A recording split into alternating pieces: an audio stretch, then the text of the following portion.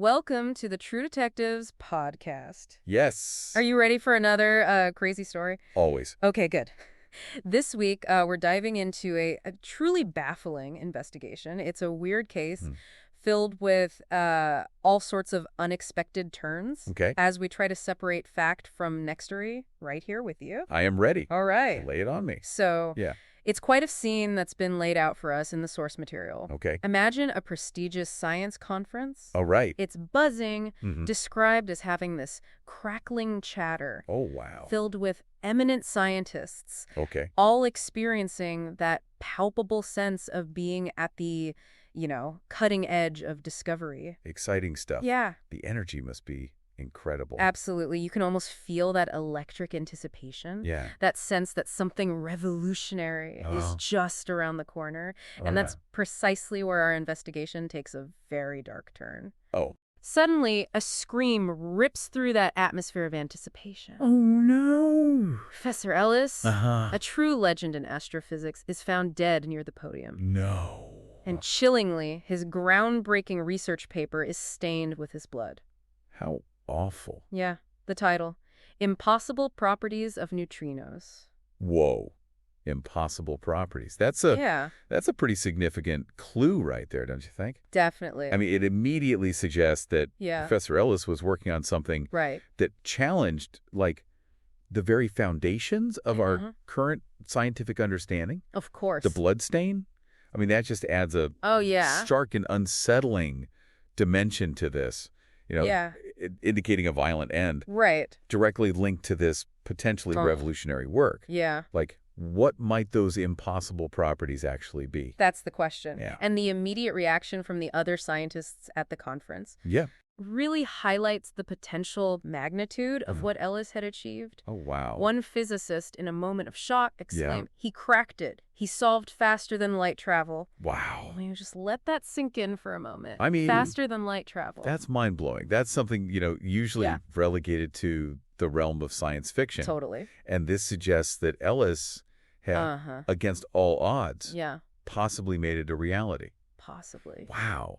This immediately elevates the stakes of our investigation. Oh, yeah. Far beyond a typical crime, wouldn't you say? Definitely. We need to understand what it was about this discovery that might have led to murder. Absolutely. Oh, what's so interesting to me here is how that spontaneous exclamation from a fellow scientist instantly reframes this entire scenario. Oh, okay. It shifts from a potential crime of passion or professional jealousy to something much larger, right? Something with profound global implications. Jeez. Yeah. The immediate question isn't just who committed this act, but what was the underlying motive for silencing such a potentially transformative discovery? It makes you think. It really does. So stepping into this intense scene is Detective Sarah Thorne. Okay. Our source material describes her as an outsider amid all this intellectual brilliance, right? Okay. She's observing the obvious potential motives, greed, rivalry, fear. Of course, yeah. Those are the usual suspects in any investigation. The usual suspects. Yeah. But she has the strong sense that something feels different about this case. Interesting.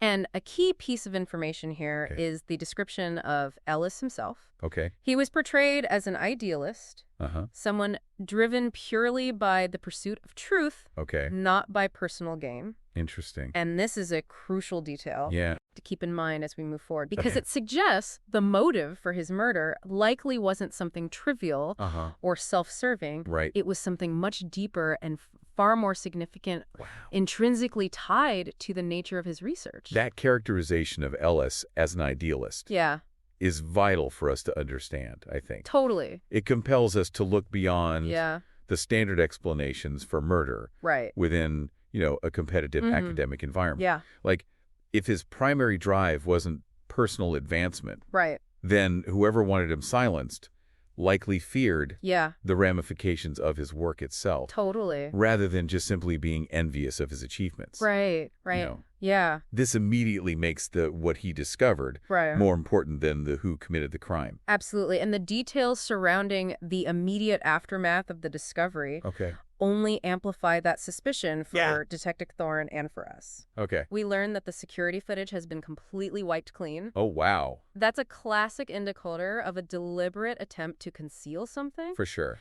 And perhaps even more significantly, the prototype of Ellis's faster-than-light technology has vanished. Wow. So this isn't just about eliminating the individual. Right. It's about suppressing the knowledge itself. The tangible proof of his groundbreaking discovery. So they wanted to make sure that this breakthrough doesn't see the light of day. Exactly. It strongly suggests a coordinated effort aimed at, ensuring that this doesn't get out. Makes you wonder what kind of organization or power structure might be capable of such a calculated move. I know. And just when you think the investigation couldn't become any more intriguing, Detective Thorne receives a cryptic clue, an anonymous text message containing just one line, "Look not for the thief, but what they stole." Interesting. This single message completely pivots the focus of the entire investigation.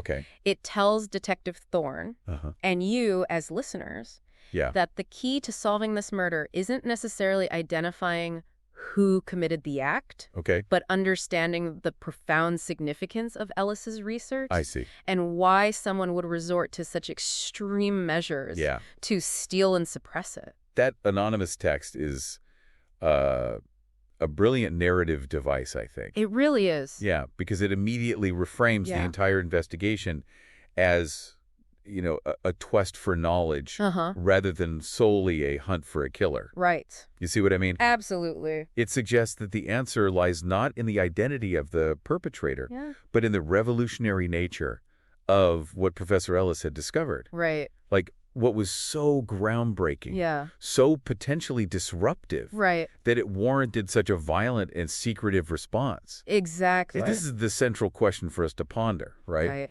For sure. And the story takes another dramatic turn with a truly chaotic event.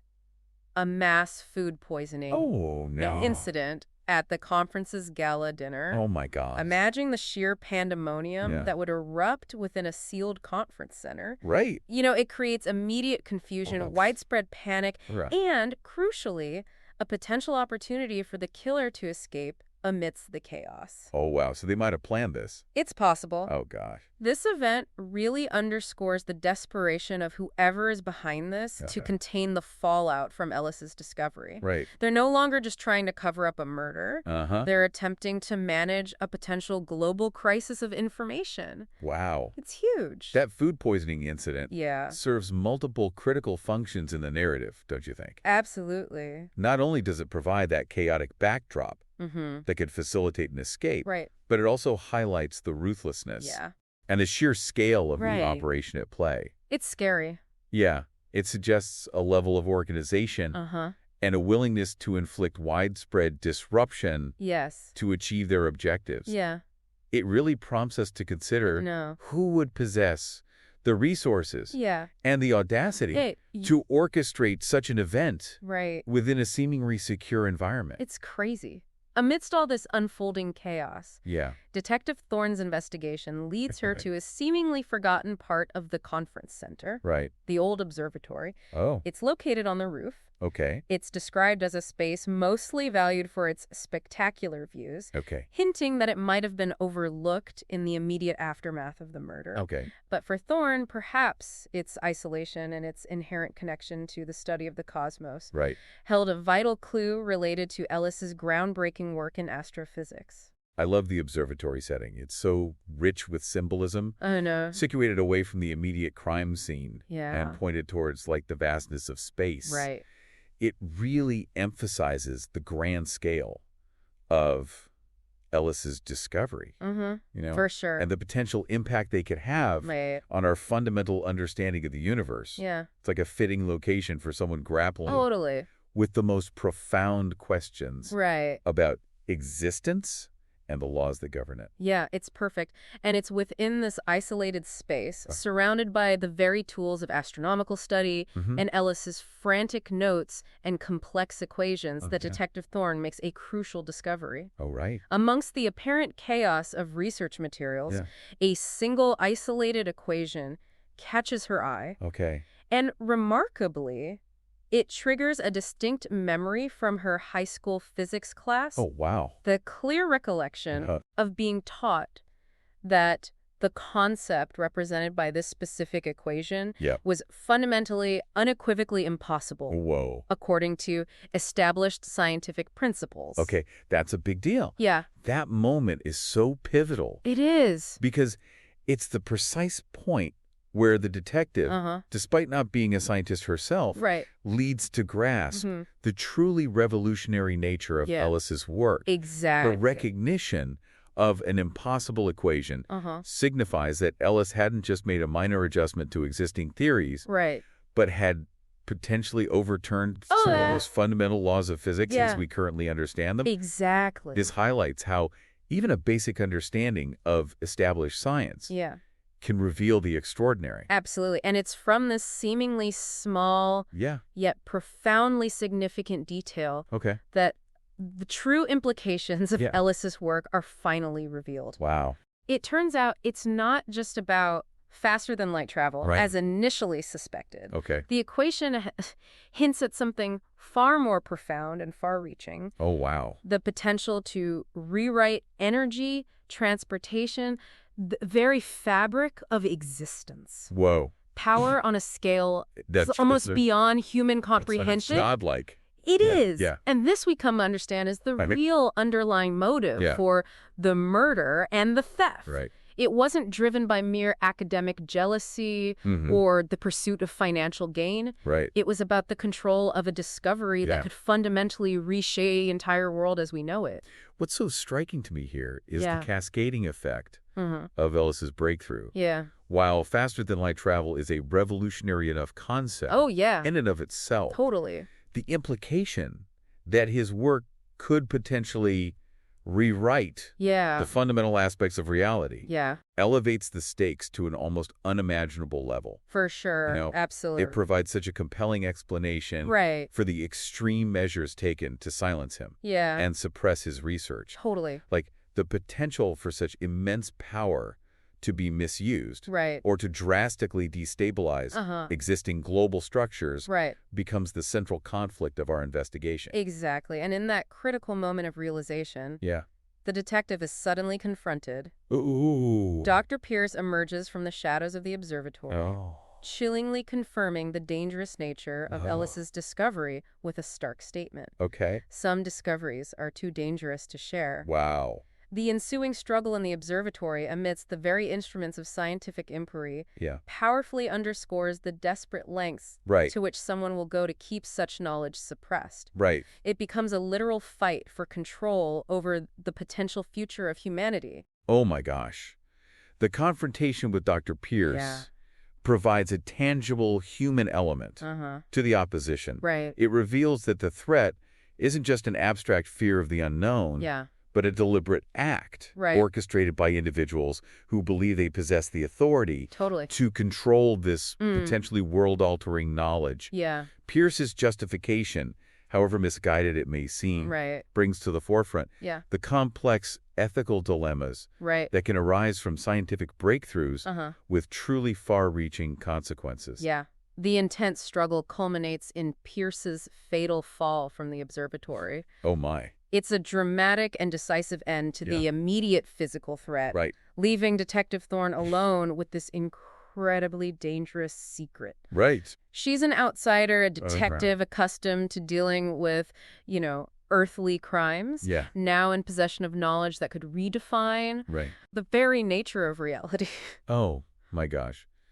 Pierce's death, while resolving the immediate physical danger, leaves Detective Thorne with an immense and perhaps terrifying burden. I mean, she now holds a secret that powerful individuals were willing to kill to protect. It's crazy.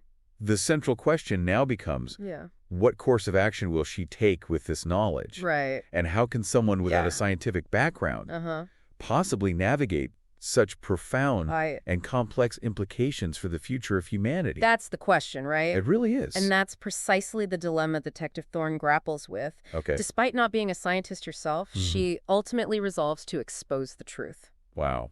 Her reasoning is crucial for us to understand. Okay.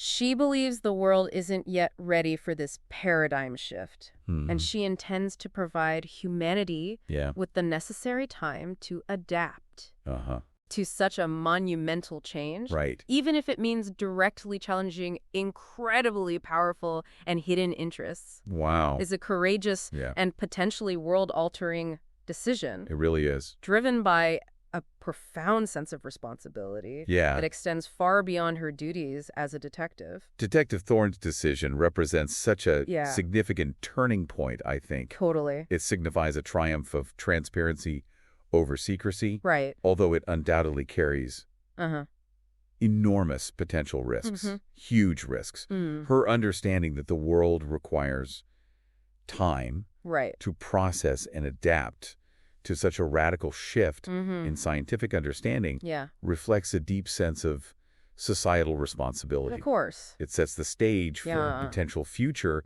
where this knowledge might eventually be revealed, but ideally on humanity's terms rather than dictated by those who sought to control it for their own purposes. So as we conclude this truly mind-bending investigation, we want you to consider the profound implications of such a discovery for yourselves. Okay. What kind of world would the advent of faster-than-light travel or the ability to fundamentally rewrite the forces of nature ultimately create? And perhaps even more importantly, who should have the authority to decide when humanity is ready for such potentially destabilizing advancements? This investigation, although seemingly closed with the immediate threat neutralized, ultimately opens up a vast universe of crucial questions about the very nature of scientific progress. The potential for the concentration of immense power and the ever-evolving understanding of reality itself. So much to think about. I know. Rate and follow the True Detectives podcast. Yes, for more investigations into the unbelievable. Please do. Thanks for joining us. Of course. Until next time. Bye. Bye.